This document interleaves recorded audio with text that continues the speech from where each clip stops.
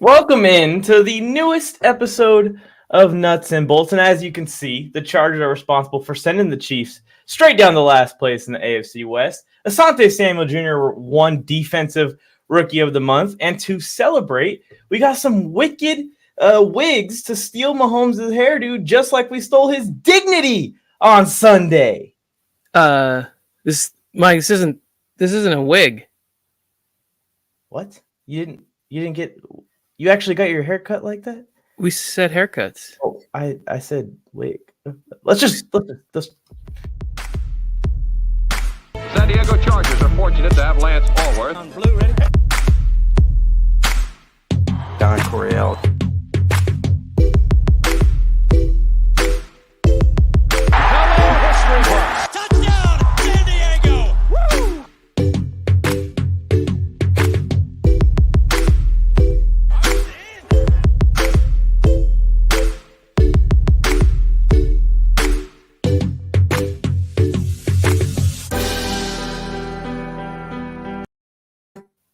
I'll just take my wig off, Tony, so that way you don't feel too bad that he actually went and got a Mahomes style haircut.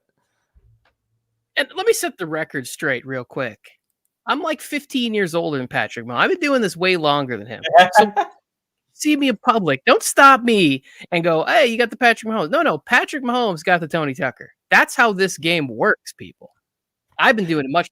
I'm also just old, so screw it. Let's get on with the show.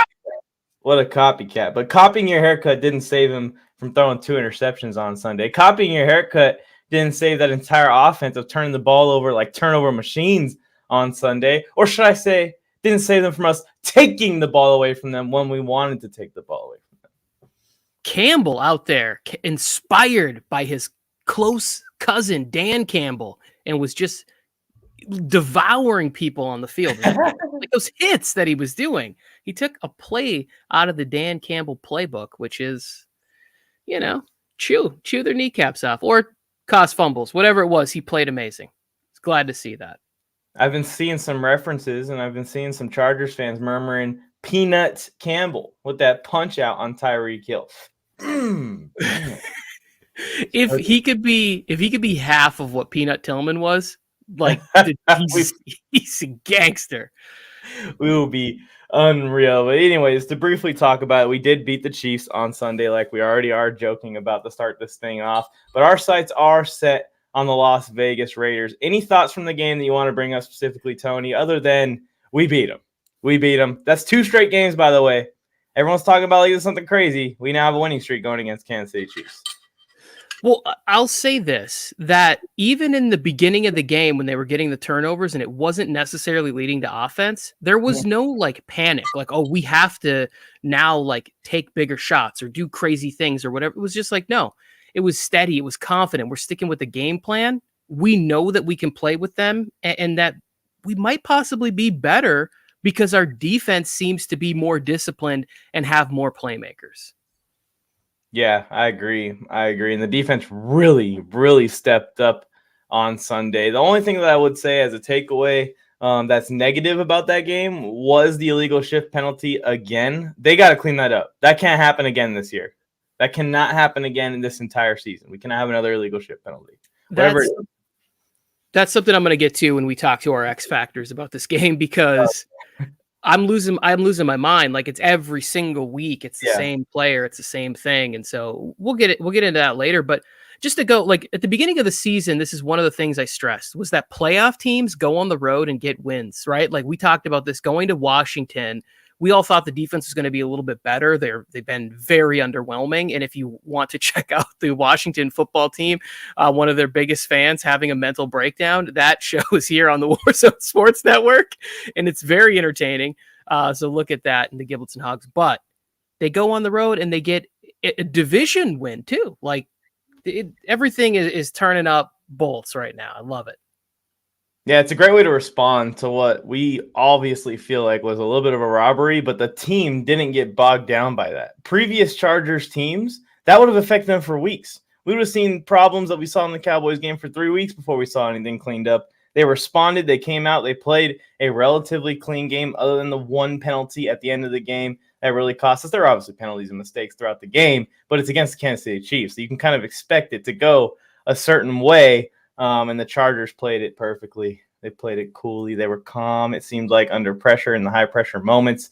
Herbert was amazing once again. All those people that were saying sophomore slump because they weren't actually watching the freaking games and they were just looking at his stat line and seeing 1 touchdown, 1 interception, 300 yards. You guys need to just sit down and enjoy your lives. Enjoy the rest of your lives watching Justin Herbert.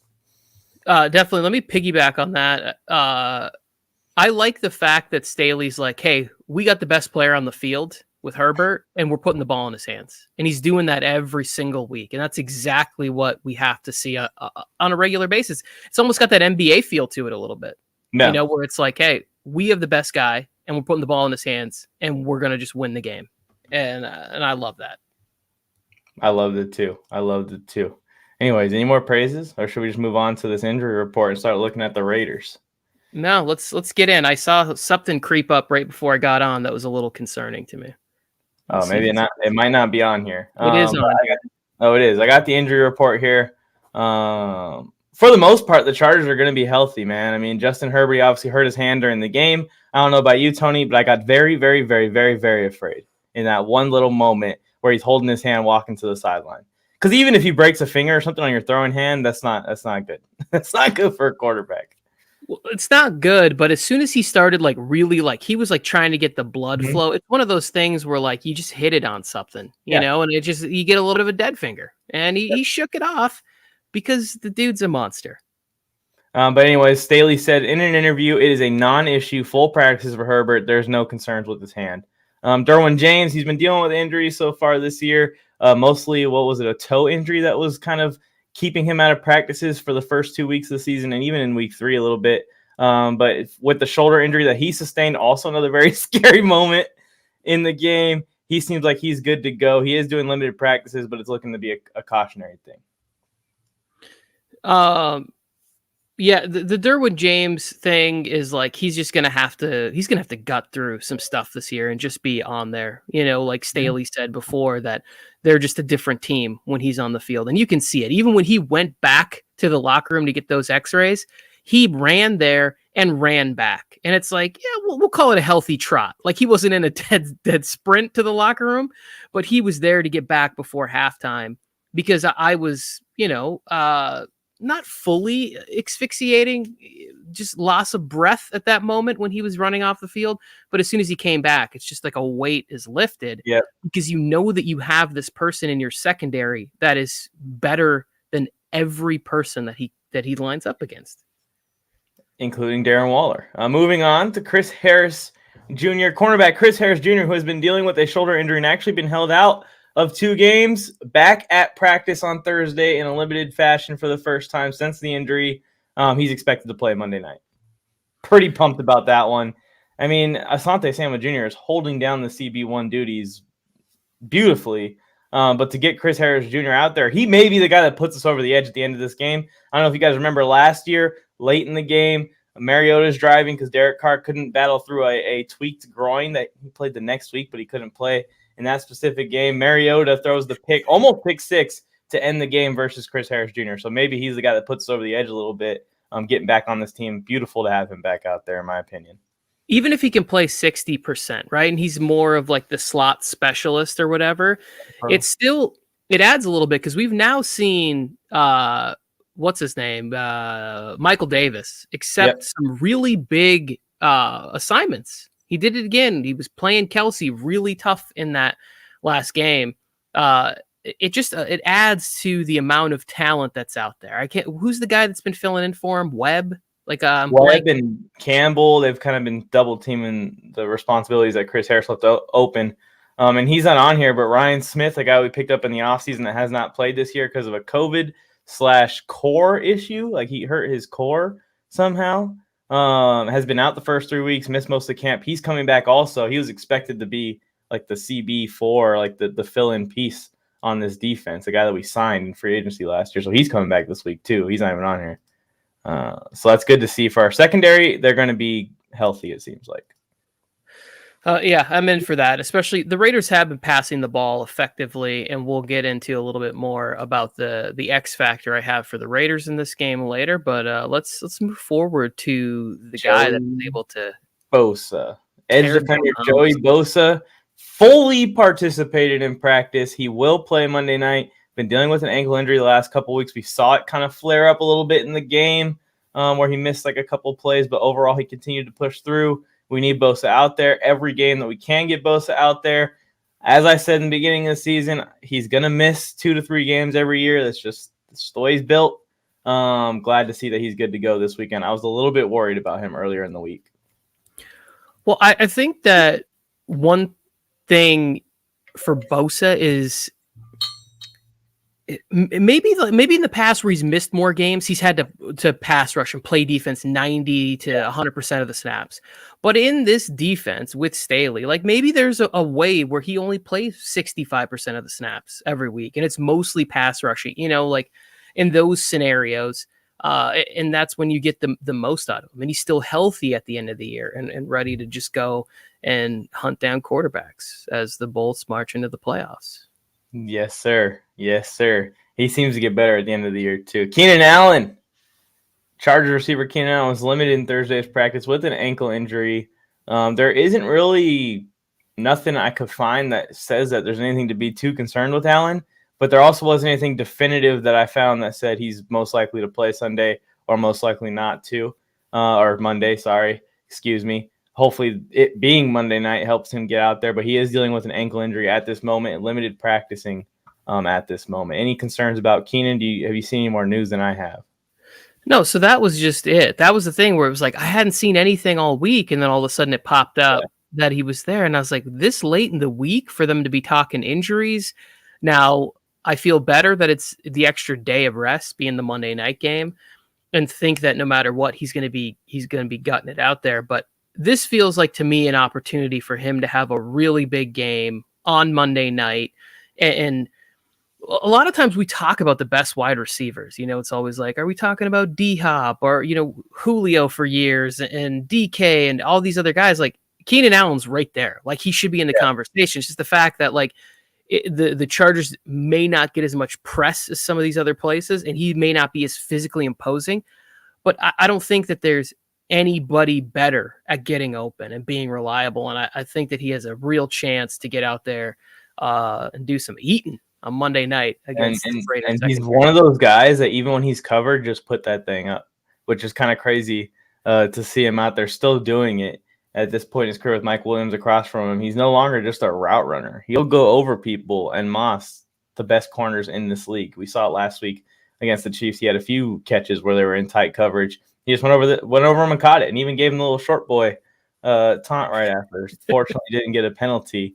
And then some smaller injuries. Alohi Gilman, limited practice with a hip injury. Remember, he got the interception towards the end of the game that would give the ball back to the Chargers. That would end up being the touchdown drive that won it. And then Justin Jones is back. He's missed the last couple of games. He had limited practice, but Staley said that he is expected to play on Monday night as well, which is a big deal to help out this run stop because that's where we've been struggling the most. For the Raiders, the long list of limited practices, but no one really is in danger of missing other than maybe Josh Jacobs. But Josh Jacobs coming back to practice, obviously you see him there. That's a big deal to them. If he can get out there, that's a big deal to them. Nate Hobbs, their young corner who's kind of been standing out the last couple of games, who's so good that PFF is ranking him high. He's got an injured shoulder. He was limited in practice. Let's see any bigger names in here. Trayvon Mullen, we obviously saw get hurt in the game. He has a shoulder injury. He was limited in practice. Carl Nassib, toe injury, but he's fully practicing. Former Charger Denzel Perryman has an Achilles/quad injury. We're all familiar with his injury proneness. He had a full practice. So he's probably playing. And then whoever Roderick Teamer is, I think he's a depth guy. So nothing too concerning for the Raiders and their injury report, other than the status of Josh Jacobs. Looking like he's trending to play. I mean, if he's practicing, he hasn't been practicing. Now that he is practicing, that means he's getting closer to playing. That's where playing on Monday night might hurt us a little. He might get out there. But here's the thing: is I'm not worried about that. I'm not worried about Josh Jacobs because we saw Peyton Barber filled in admirably. So, like, the problem is on the Chargers side of the football. Justin Jones needs to be back out there. They need to be able to stop the run. The only real problem I see with the Chargers is that we're seeing something from Derek Carr where he seems more willing to chuck the ball downfield, right? And in years past, he's kind of like, really since the injury, he's been played a little safer, a little more check down Charlie, only really taking those secure deep shots. But now he's putting the ball out there a little bit more, and he's being rewarded for it. If we can pick a couple of those off, maybe he goes back into conservative mode. But I would say it's more about Justin Jones getting healthy and getting whatever cleaned up in scheme needs to be done to stop the run, because everybody can. Clyde Edwards-Helaire hasn't had a 100-yard rushing game, maybe one in the NFL, and he got 100 last week on like 15 carries. Yeah. And I've started to kind of change my opinion. Like, yes, the rushing defense needs to be improved still, even at this point. But I'm starting to see the game plan kind of unfold. They're okay with teams kind of running up the field as long as we get into the red zone and they lock it down. The only problems that I'm seeing is in the red zone, we're still giving up those gash run plays. So that worries me a little bit. On 1st and 20 from the 20-yard line, I'm running the ball every time against Chargers defense right now and seeing if I can get 8 yards and get myself, closer to that 10-yard line area. But it just seems like when the defense needs to lock down on 3rd down, passing downs, they lock down and they get off the field, which is good to see. And that seems to be a little bit of the game plan. We would like to see them holding them to, 80, 85. That's a little bit better. That's still good rushing days, but manageable. I don't like it going out of control and getting into the hundreds. Especially when we're going to be playing a team like the Raiders. They're a team that can put up 150 yards team rushing if they want to. Yeah, well, we don't want anybody coming to the conclusion where it's like, hey, Justin Herbert, he's arrived, and we need to figure out a way to neutralize him. Yeah. What's the best way to do that? Just long drives sustained by the running, and the Raiders have that ability with 3 running backs. Like Kenyon Drake, maybe not the best runner anymore, but people have been successful on the edges. Tony Pollard had a 100-yard game against this defense, just ripping the edges for 4 quarters. So, little concern right there. We shall see. That's probably the biggest weakness of the Chargers right now. When you look at everything else, they're playing so well. The defensive backs are playing so well. The safeties are playing so well. We're getting a decent pass rush without having to send too many blitzes. We saw Mahomes under pressure a lot in this last game. We saw, Fitzpatrick and then Heineke under pressure a lot in the first game, maybe a little less in the Dallas game, but still, Herbert obviously is playing amazing. Eckler wouldn't even know he's dealing with hamstring issues to start the season off.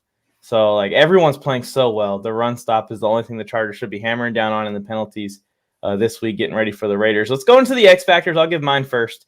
And it says Justin Herbert versus former Chargers defensive coordinator Gus Bradley battle.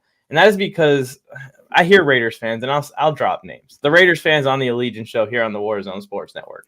When I was in their chat, by the way, at their show, while they're saying Chargers fans don't exist, there were more Chargers fans in their chat than there were Raiders fans. There were a lot of Chargers fans in that chat. So that was pretty crazy to see, actually. And I didn't even send them that time. That's a good plan, though. I might send them next week to keep it going. But in that show, they were talking about how Gus Bradley is such a weapon this week and how he is going to shut down Herbert because he knows all his weaknesses.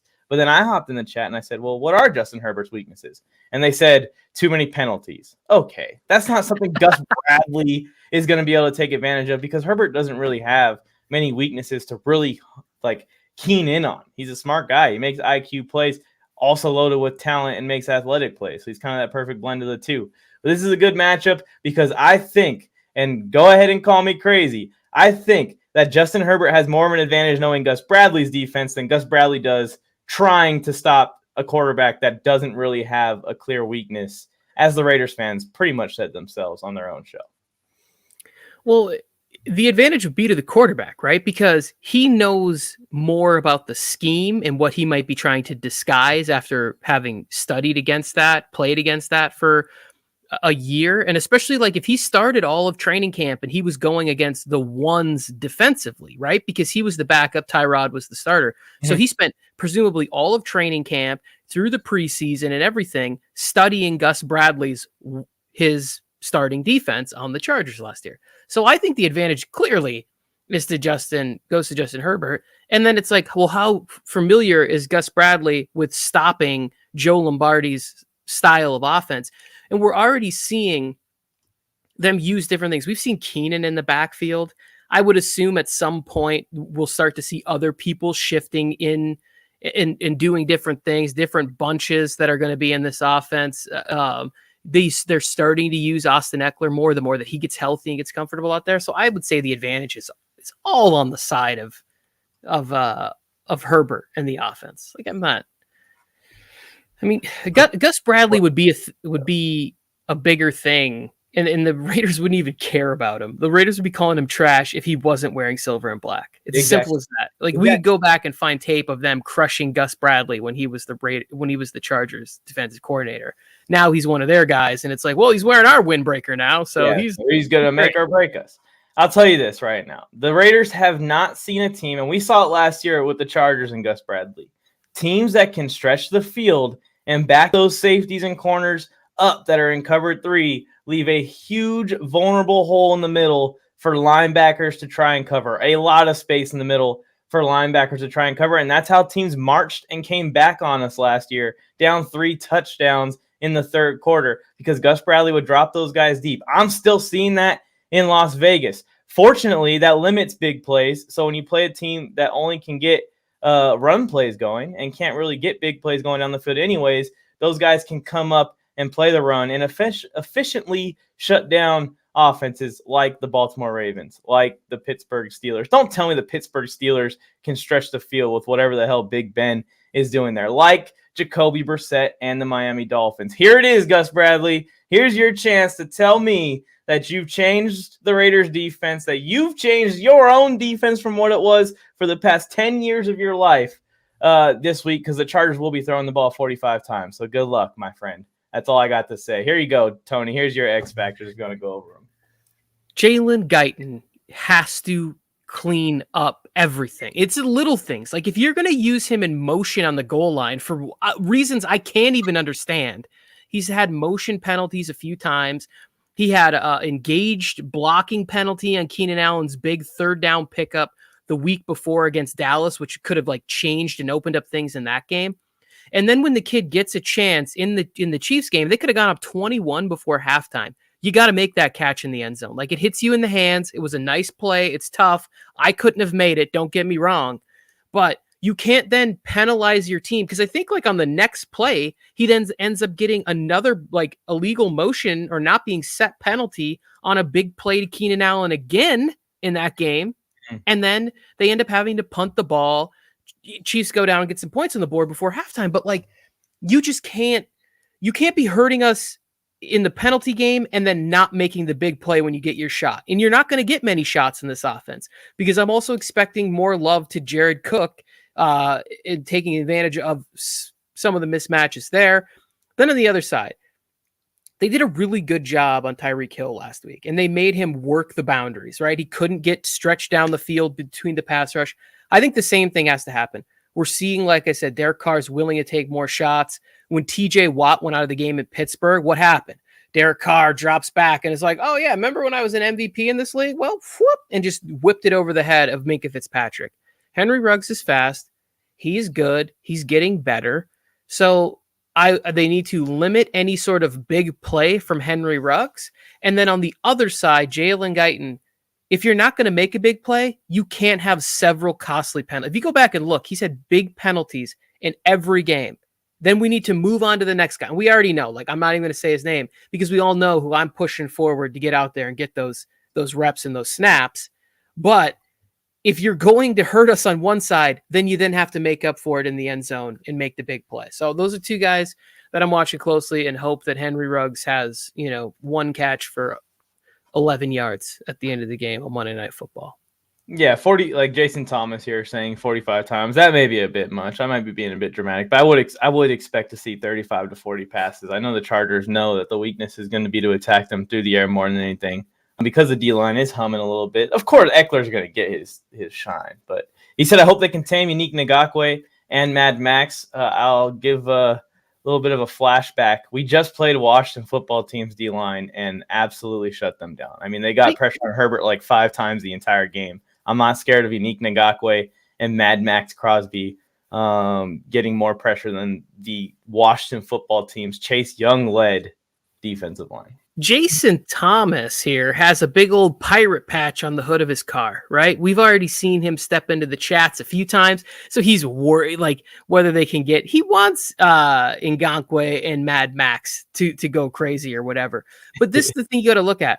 Probably 10 to 15 of those 45, they're essentially like extended run plays. Yeah. It's quick shots to Eckler in the flat, or a quick screen to Mike Williams or Keenan Allen or Guyton or whoever it is that they're getting the ball to. Like, it's not like he's dropping back 45 times and doing that. It's basically just them saying, hey, we're going to run the ball, but we trust Herbert to recognize that he has a mismatch and get the ball out quickly. So if he's really only dropping back 30 times a game, but he's throwing 45 passes, I mean, they get credit for these little, like, what do you call it? Like the shovel pass, like the quick screens, I'm blanking on the name of it right now, but you're seeing a more like put together offensive playbook and game plan. We didn't have this kind of stuff in previous years. It was run the ball on first down, run the ball on second down. All right, good luck on 3rd and 7, Herbert. Go get it.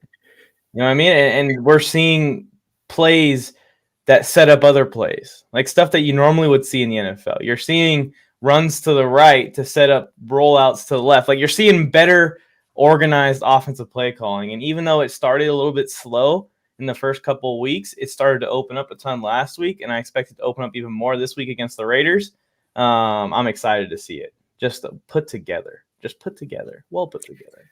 Yeah, and Jason is talking about watching tape. There's a really great breakdown Brian Baldinger did on the first 3 weeks about Rashawn Slater, and they show like the couple of moves he gets beat on. He gets beat on like by Pro Bowler Chris Jones. Like, that's the kind of guy. Like, he's been beat like 3 times and he hasn't given up any sacks, but he's given up quarterback pressures 3 times in like 180 snaps plus 180 snaps. Like, that's really good for a rookie, and I think that he continues to improve. So bring on Mad Max and Ngakoue.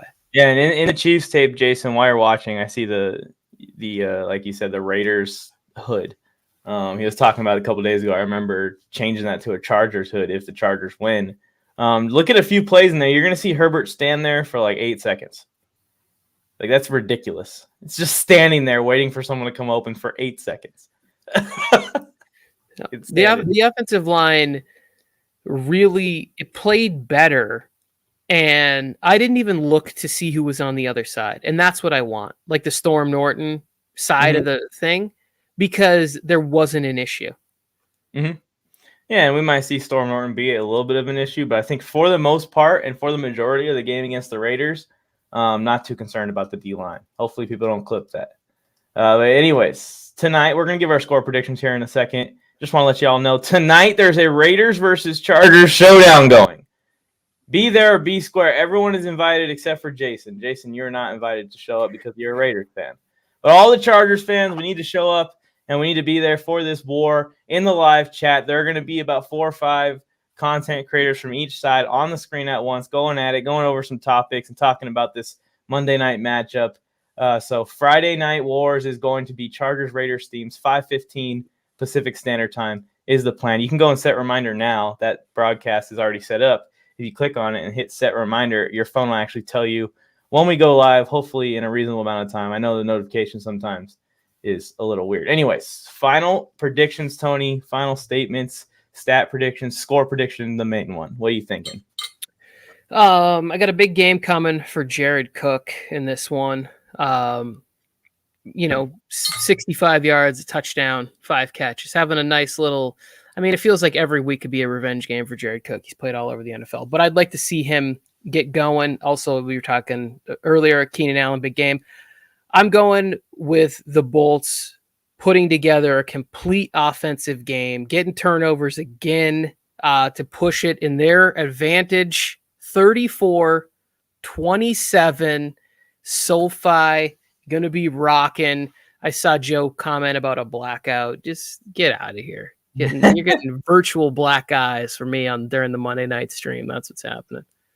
they can go ahead and talk about their SoFi blackouts all they want. All I care about is the final scoreboard.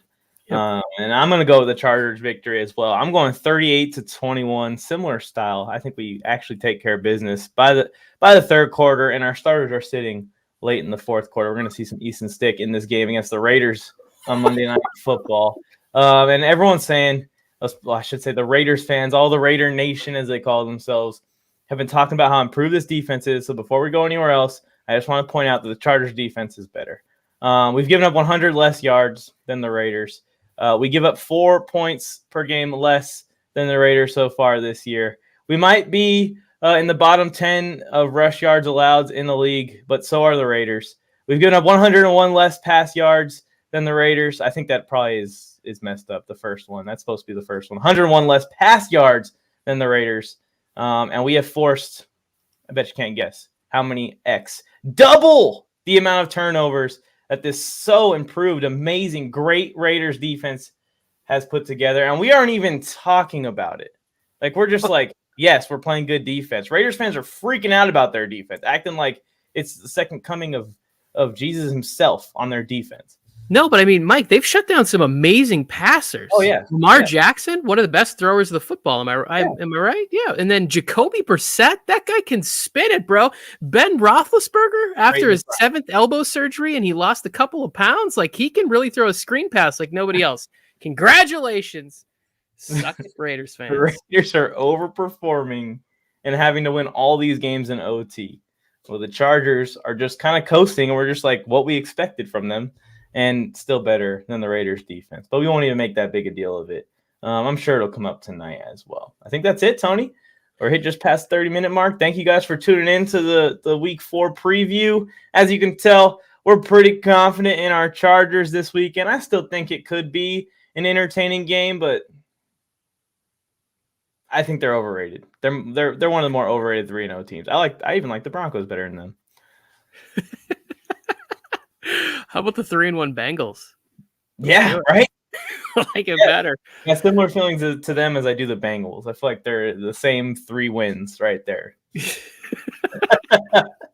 The Bengals have actually beat a better team than any. All right, this is enough. We'll save this trash talk for tonight, 5:15 here. We're going back and forth with Raider fans. Thank you, Charger Nation, for jumping in here and supporting the show. Share it with a friend. Mike, do your thing, bud. Bolt up! San Diego Chargers are fortunate to have Lance Allworth. Don Coryell